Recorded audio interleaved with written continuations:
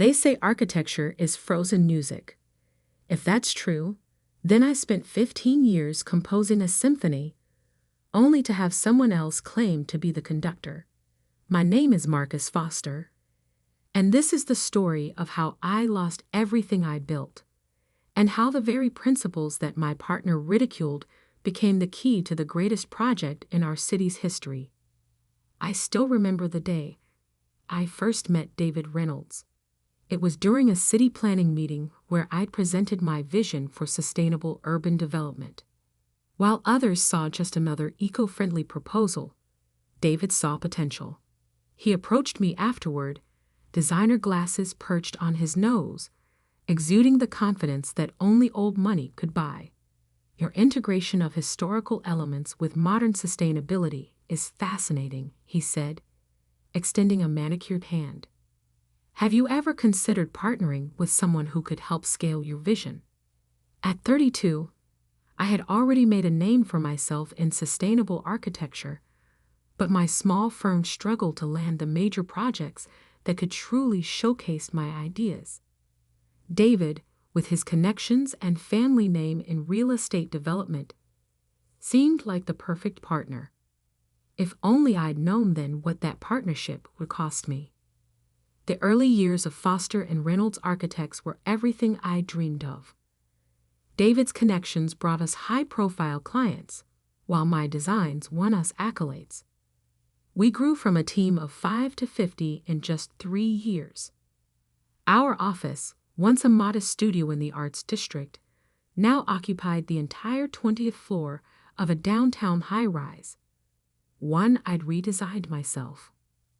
Marcus, your attention to historical preservation while incorporating cutting-edge sustainability features is remarkable, Clara Martinez, the city's head of urban development, told me after we completed the renovation of the historic Grand Theater. It's rare to see someone balance progress with preservation so beautifully. That project had been particularly special to me. Instead of gutting the 1920s building like most developers wanted, I'd found ways to preserve its Art Deco charm while making it a model of energy efficiency. The solar panels were hidden seamlessly in the restored roof architecture, and the original marble lobby now concealed state-of-the-art thermal regulation systems. But while I focused on pushing architectural boundaries while respecting historical context, David became increasingly frustrated with what he called my conservative approach. We need to be bolder, more dramatic, he argued during one heated meeting. Clients want buildings that make headlines, not ones that blend in with their surroundings. What David didn't understand, or chose not to understand, was that true innovation didn't always mean glass towers scratching the sky. Sometimes it meant finding ways to honor the past while building for the future. My designs weren't conservative. They were considerate. I should have seen the signs earlier. The way David began excluding me from client meetings. How our newer projects started featuring more of his flashy aesthetic preferences. The subtle shifts in power dynamics during board meetings. Then came the announcement that would change everything. The city was planning a $500 million urban renewal project, the largest development initiative in our history, aimed at transforming the historic warehouse district into a modern, sustainable community hub. This was exactly the kind of project I'd been preparing for my entire career. While others saw decaying buildings, I saw potential for something revolutionary, a seamless blend of historic architecture and cutting-edge sustainability. For 3 months, I worked late into the night, developing plans that would preserve the district's industrial character while transforming it into a model of urban sustainability. The preliminary designs were unlike anything we'd done before. I'd found ways to turn the old warehouse walls into solar collectors, integrate urban farming into the historic water towers, and create a network of green spaces that would make the district carbon negative while maintaining its historic charm. But I never got to present those plans to the city. The morning of the initial proposal meeting, I arrived at the office to find David waiting with 2 security guards and our corporate lawyer. His designer glasses couldn't hide the cold calculation in his eyes. "Marcus," he said, his voice carrying across the empty office. "The board met last night. We've decided to take the firm in a new direction." I stood there, portfolio clutched in my hands, as he continued. "Your designs, while competent, are too conservative for where we need to go. The firm needs to evolve, and frankly, your attachment to historical preservation is holding us back." "The board?" I managed to say. "I'm a founding partner. There couldn't have been a board meeting without me." David's smile was all teeth. "Actually, if you check Section 7 of our partnership agreement, the one you signed when we restructured last year, you'll find that your voting rights were adjusted. You're out, Marcus. Security will help you pack your things." As I was escorted to my office, I could hear David on the phone, already rehearsing his pitch for the Warehouse District project. He thought he had won, thought he had stolen not just my firm, but my vision. What he didn't know was that I had seen this coming. Not the exact moment, perhaps, but I had sensed the shift in the wind. That's why the plans in my portfolio weren't the real ones. The true designs, the ones that would revolutionize urban renewal, were safely hidden away, along with evidence of every project David had tried to take credit for over the years. As I packed my personal items under the watchful eyes of security, I thought about the hidden safe in my home office, containing plans that would make the Warehouse District project the talk of the architectural world. David wanted bold. He had no idea what that word truly meant. I walked out of the building I'd helped design, past the sustainable features I'd carefully integrated into every floor. Tomorrow, when the city opened the project for bids, David would learn that true innovation doesn't always announce itself with glass and steel fanfare. Sometimes it whispers in the walls of buildings that have stood for 100 years, waiting for someone who knows how to make them sing again. And I was about to conduct a symphony that would change the face of our city forever. The security guard handed me a box of personal items as I reached the lobby.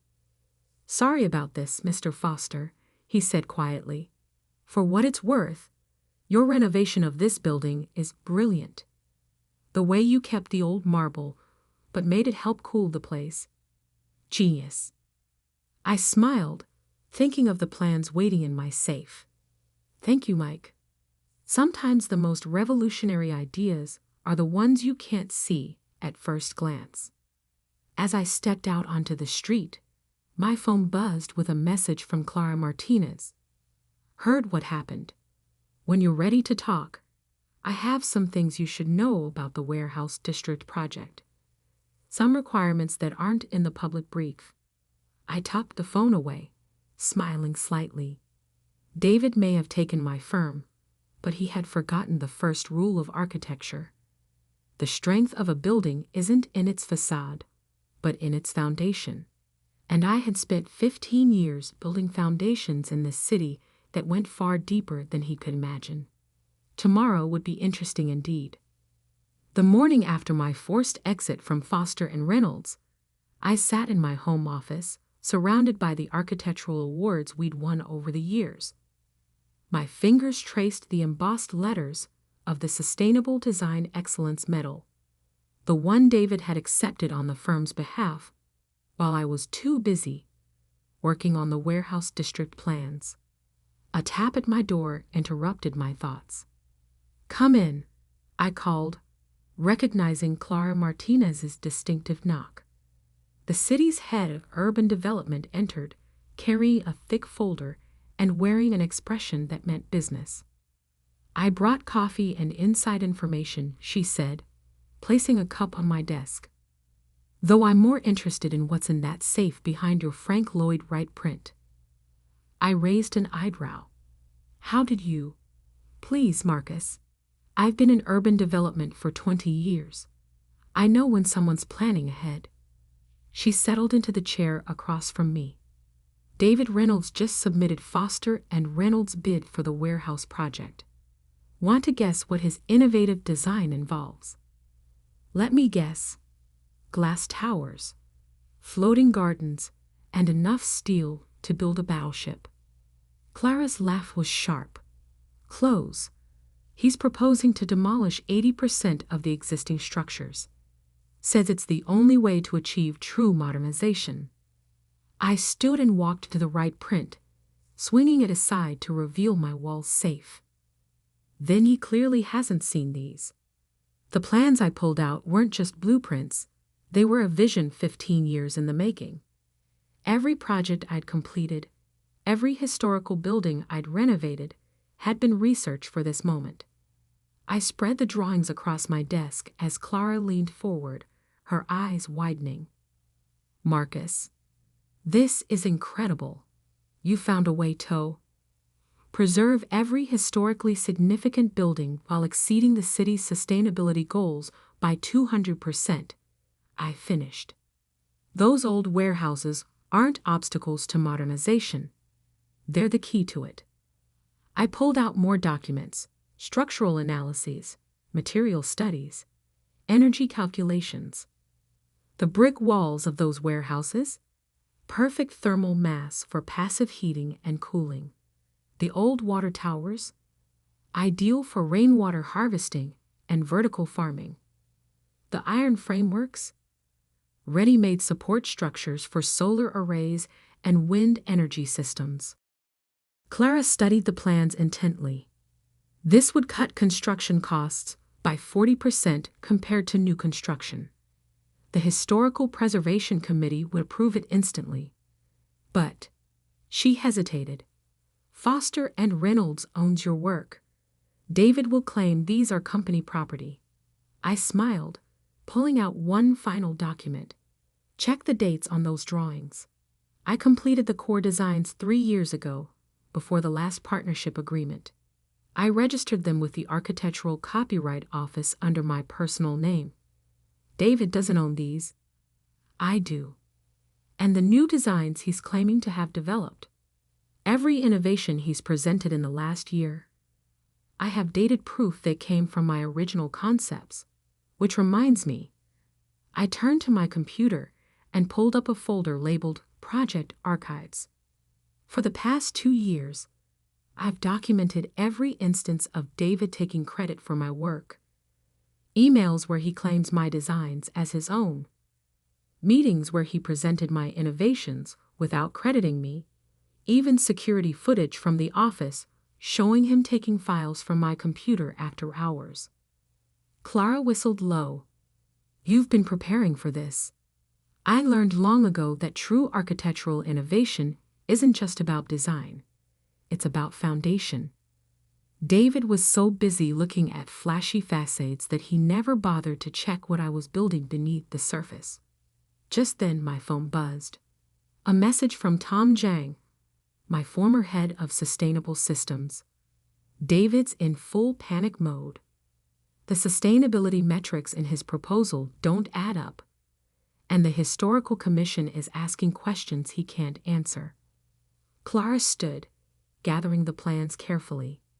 The city's hosting a public forum on the warehouse project next week. All qualified architects can present alternative proposals. She paused at the door. The Historical Commission, Environmental Council, and Urban Planning Board will all be there, just in case you're interested. After she left, I spent hours refining my presentation. The plans were solid, but I needed more than just superior design to win. I needed to expose David's pattern of theft while presenting an alternative that was undeniably better. My phone kept buzzing with updates from former colleagues. David was scrambling, trying to justify his demolition-heavy approach. The Historical Commission was pushing back hard, and environmental groups were organizing protests against the destruction of the historic district. Late that night, as I reviewed the final details of my proposal, I received an unexpected email from David himself. Marcus, perhaps we were hasty in our recent decisions. Your experience with historical preservation could be valuable for the warehouse project. Would you consider a consulting role? David. I smiled, thinking of the presentation I was preparing. David wasn't offering an olive branch. He was trying to get legal access to my designs. What he didn't realize was that the biggest threat to his plans wasn't in my blueprints. It was in his own actions over the past year. The next morning, I had meetings with 3 different architectural firms, all interested in partnering on my warehouse district proposal. But I had something else in mind. I'm not looking for a partner, I told them. I'm looking for witnesses. Each firm had worked with Foster and Reynolds over the past year. Each had seen David present my designs as his own, and each had kept records, emails, meeting minutes, project documents, proving who the real innovator was. By week's end, I had assembled a coalition of the city's top architectural talents, all willing to testify about David's pattern of design theft. But more importantly, each brought unique expertise that would strengthen my warehouse district proposal. Sarah Chen from Green Park Solutions would oversee the vertical farming integration. Michael O'Brien's historical restoration firm would handle the preservation aspects.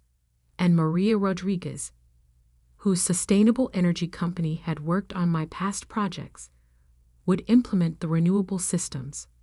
Together, we spent the weekend refining the presentation, ensuring every detail was perfect. My original designs were already revolutionary. With their added expertise, they became undeniable.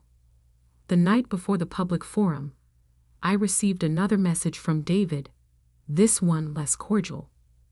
Whatever you're planning, remember who has the resources to fight a legal battle. Don't do anything foolish.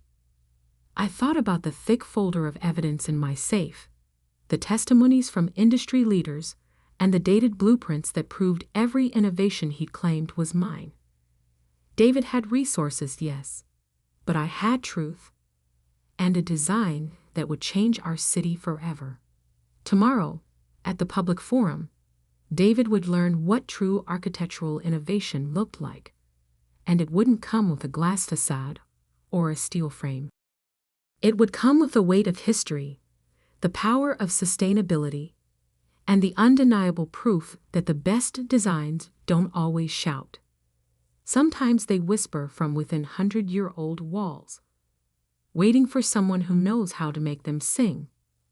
I closed my laptop and walked to the window, looking out over the warehouse district.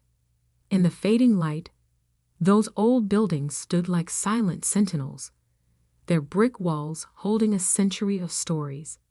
By this time tomorrow, they'd be holding the future too. The stage was set. The foundations were laid, and I was about to show David Reynolds what conservative design really meant.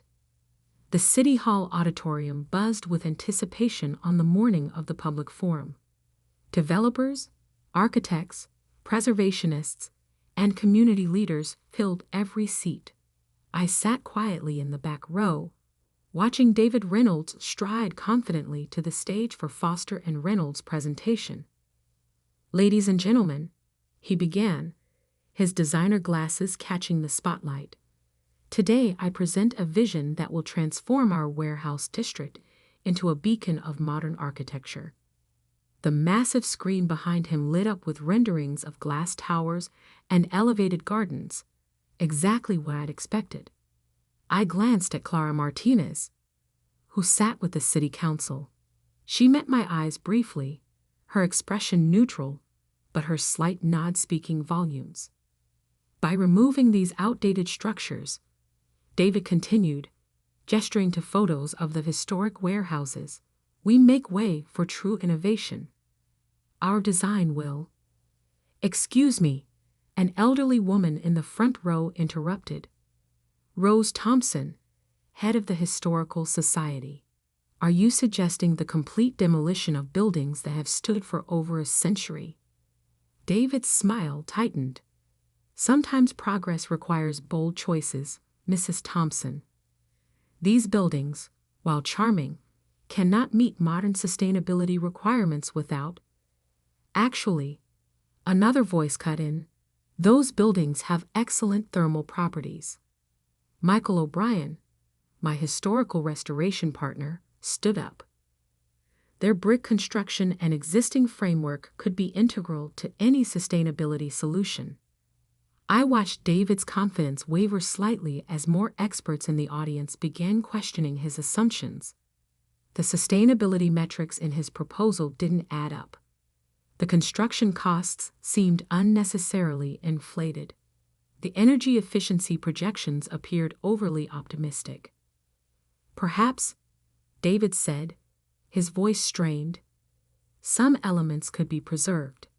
We have consulted experts, like your former partner? Someone called out. The one who actually designed your last 3 innovative projects. The murmurs in the room grew louder. I could see David scanning the audience, finally spotting me in the back. His eyes narrowed. Marcus Foster's contributions to the firm were appreciated, he said carefully, but the innovations you're referring to were team efforts, developed under my leadership. That's not what the Copyright Office records show. Clara Martinez's voice cut through the chaos. She stood, holding up a folder. We've received some interesting documentation regarding the true authorship of Foster and Reynolds' recent designs. David's facade cracked. Those documents are company property. This is corporate espionage. Actually, I said, standing slowly, they're my personal work, registered before our last partnership agreement, just like the real warehouse district plans. The room fell silent as I walked toward the stage. David's face had lost its practiced charm, replaced by barely contained panic. What real plans? The city council chairman asked. I pulled out a USB drive. May I? David tried to block my path to the podium. This is irregular. Foster and Reynolds has the floor. Mr. Foster is a qualified architect with a registered proposal, Clara interjected. According to forum rules, he has the right to present. As I connected my drive to the presentation system, I smiled at David. You always said I was too conservative, too focused on preservation. Let me show you what real innovation looks like. The screen came alive with my designs. Not just blueprints, but a complete visualization of how the warehouse district could be transformed while preserving its soul. The challenge isn't how to replace these buildings, I began, but how to help them evolve. These aren't obstacles to progress. They're the foundation of it. For the next 30 minutes, I walked the audience through my vision. The old brick walls, reinforced and modified to serve as thermal batteries. The iron frameworks, repurposed to support advanced solar arrays. The water towers, transformed into vertical farming hubs. Every historical element preserved and enhanced with cutting-edge technology.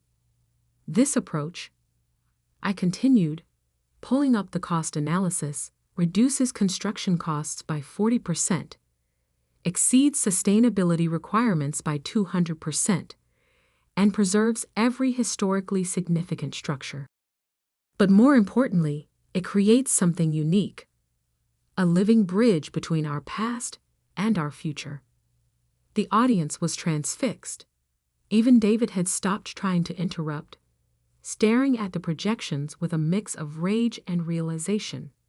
Of course, I added, some might wonder why these innovations weren't included in Foster and Reynolds' proposal, especially since similar concepts appeared in their recent projects. I clicked to the next slide, showing side-by-side comparisons of my original designs and David's claimed innovations. Fortunately, I've maintained detailed records of my work's development, and I'm not the only one. I gestured to the audience, where my coalition partners stood one by one. Sarah Chen detailed how my vertical farming concepts had been presented as David's work. Michael O'Brien confirmed my authorship of the historical preservation techniques. Maria Rodriguez verified my sustainable energy innovations. "This is absurd," David sputtered, but his protest sounded hollow even to him. "These designs belong to the firm." "Actually," Clara Martinez interrupted, "the city's legal department has reviewed Mr. Foster's documentation. The intellectual property rights are quite clear." She turned to the city council, as is the pattern of misappropriation. The chairman cleared his throat. "Mr. Reynolds, in light of these revelations, Foster and Reynolds' bid for the warehouse project is suspended pending investigation. Mr. Foster, the council would like to schedule a detailed review of your proposal." David stormed off the stage, but I barely noticed. I was too busy answering questions from excited council members and community leaders. My coalition partners were already discussing implementation details. The Historical Society representatives were practically crying with joy. Hours later, as the auditorium emptied, Clara approached me. "Congratulations, though I suspect you knew how this would play out." I smiled, watching the sun set through the building's historic windows. In architecture, like in life, the strongest structures are the ones built on truth. David never understood that. Over the next year, the warehouse district transformation became a model for sustainable urban renewal worldwide. The project won numerous awards, but more importantly, it proved that progress doesn't have to erase history. Foster Sustainable Design, my new firm, quickly became known for innovative preservation projects. David Reynolds resigned from the company he tried to steal, his reputation in shambles after multiple clients came forward with similar stories of theft and deception. The old Foster and Reynolds building was eventually sold. The new owners hired my firm to redesign it. A delicious irony. We preserved its historical elements while making it one of the most sustainable structures in the city. Sometimes, late at night, I walk through the warehouse district, now a vibrant community hub. The old buildings stand proud, their brick walls housing cutting-edge technology, their historic character enhanced rather than erased. Solar arrays gleam on restored iron frameworks, and the transformed water towers burst with vertical gardens. It's a symphony of old and new, proof that true innovation doesn't always mean tearing down the past. Sometimes it means building on it, strengthening it, helping it evolve. Recently, a young architect interviewed me for a professional journal. "Your designs are revolutionary," she said, "but they're so subtle. How do you balance innovation with preservation so perfectly?" I thought about David, about his obsession with flash over substance, and smiled. "The best designs don't need to shout," I told her. "They just need to work." And sometimes, the most revolutionary ideas are the ones that respect what came before. As I left the interview, my phone buzzed with a message from Clara. The city was planning an even bigger renewal project, this time focusing on the historic downtown district. The message ended with a question. "Ready to make history again?" I looked up at the warehouse district's restored water tower, now a gleaming beacon of sustainable urban design, and smiled. In architecture, as in revenge, the best plans aren't about destruction. They're about transformation, about taking what exists and making it better, stronger, more than anyone thought possible. David had called my designs conservative because he could only see the surface.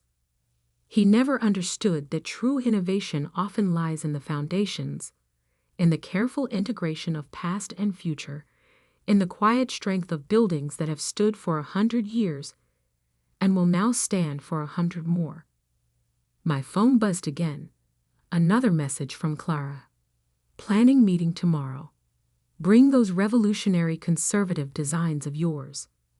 I texted back a quick reply. Some people build glass towers that reach for the sky.